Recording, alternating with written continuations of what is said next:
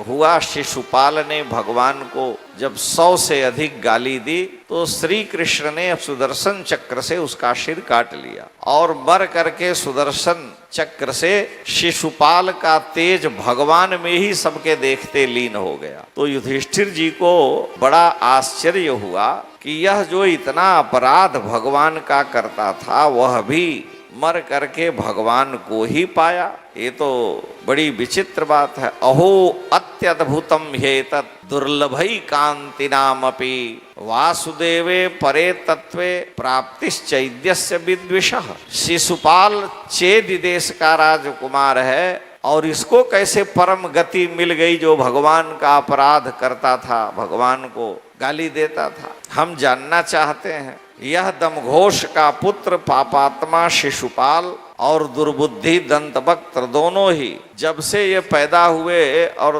तुतला करके बोलते थे तब से कल भाषणात्, दमघोष सुतः पाप आरभ्य कल भाषणात्, दोनों तब से भगवान से ये दोनों द्वेष करते थे, शिशुपाल और दंतवक्त्र। और भगवान ने जिनको ये गाली इतनी देते थे, भगवान इनका जब वध किए तो इनका तेज श्री कृष्ण में ही लीन हो गया। तो मेरी बुद्धि चकरा रही है, नारद जी आप हमें समझावें, भजन करने की क्या जरूरत है, गालियां दे के भगवान को प्रसन्न कर लाए। तो श्री नारद जी कह रहे हैं कि युधिष्ठिर निंदनस्तव सत्कार न्यकारार्थम कलेवरम प्रधान परयो राजन अविवेकेन कल्पितम। हे राजन, निंदा स्तुति सत्कार तिरस्कार अपमान ये सब शरीर के धर्म हैं। निंदा किसकी होगी? शरीर की। स्तुति किसकी होगी? शरीर की। और अगर किसी प्रकार का अपराध होगा तो वह भी शरीर का होगा। तो जिसको प्रकृति पुरुष का ठीक ठीक बोध नहीं है,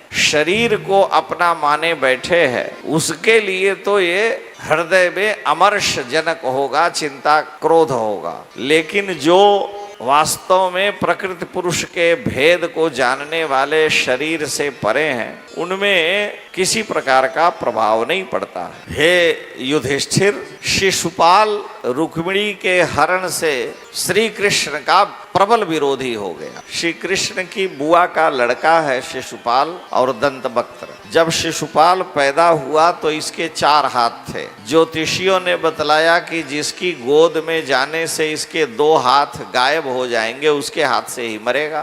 तो शिशुपाल की माता जो भी आता उसके गोद में अपने बालक को डाल देती। एक बार श्री कृष्ण अपनी बुआ के यहाँ चेदी देश गए तो श्री कृष्ण की बुआ राजाधिदेवी वसुदेव जी की बहन है, उन्होंने अपने पुत्र को श्री कृष्ण की गोद में डाल दिया और ज्यों डाला कि तुरंत उसकी 2 भुजाएं गायब हो गई। अब वो रोने लगी कि श्री कृष्ण वचन दो तुम इसका वध नहीं करोगे। भगवान ने कहा बात क्या है? उन्होंने कहा कि ज्योतिषी ने बतलाया था बचपन में कि जिसकी गोद में जाने से इसकी 2 भुजाएं नष्ट होंगी उसके हाथ मरेगा। भगवान ने कहा कि मैं वचन देता हूं इसके 100 अपराध क्षमा करूंगा। तो 100 अपराध तो क्षमा किए और बाद में उसका सिर काट लिया। नारद जी कह रहे हैं इसलिए बाल्यावस्था से ही वो विरोधी था। कल भाषण माने जब तोतली बाणी उसकी थी तब से भगवान से द्वेष करता था।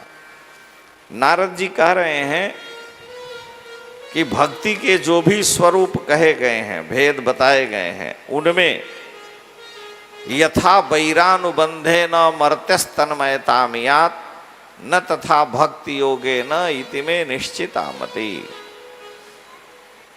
नारद जी कह रहे हैं मेरा तो ये दृढ़ भाव है कि व्यक्ति वैर भाव से, शत्रु भाव से जितना तन्मय होता है उतना भक्ति योग से नहीं होता।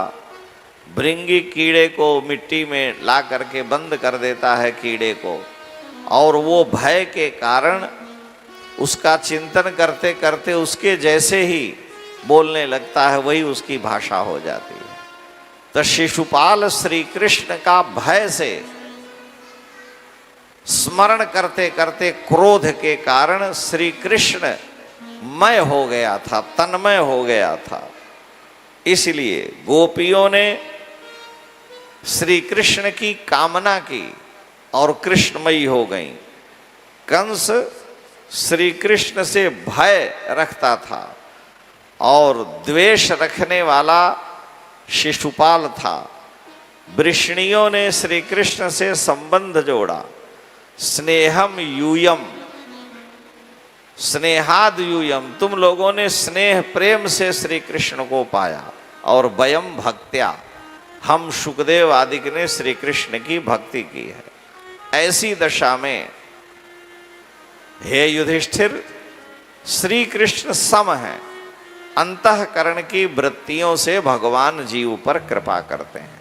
इसका संक्षेप में मतलब ये है कि जो भक्ति के रूप बतलाए गए हैं, दास्य भक्ति, सख्य भक्ति, श्रृंगार भक्ति, वात्सल्य भक्ति, शांत भक्ति, उस भक्ति से जीव उतना तन्मय नहीं होता जितना भगवान का शत्रु भाव से स्मरण करने से तन्मय हो जाता। इसलिए वैर भाव की बड़ी विशेषता है। तुलसीदास तो कह रहे हैं कि उमा राम मृदुचित करुणाकर, वैर भाव सुमिरत मोहि निश्चर। राम जी कितने कोमल स्वभाव के हैं कि ये असुर शत्रु भाव से मेरा स्मरण कर रहे हैं। और राम राम कहि तनु तजहि, पावहि पद निर्वाण।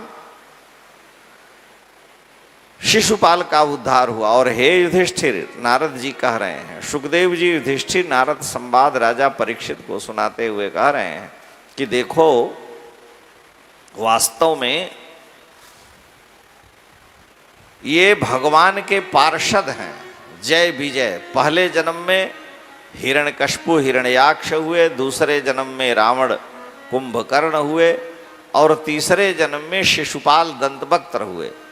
और तीनों एक ही माँ के उदर से उत्पन्न हुए। शिशुपाल दंतवक्त्र चेदी देश की भगवान कृष्ण की बुआ के गर्भ से, हिरण्यकश्यपु हिरण्याक्ष दिति के गर्भ से, और रावण कुंभकर्ण कैकसी विश्रवा की पत्नी के गर्भ से हुए। और तीनों के लिए हिरण्याक्ष का वध भगवान ने वराह अवतार लेकर, हिरण्यकश्यपु का नृसिंह अवतार लेकर,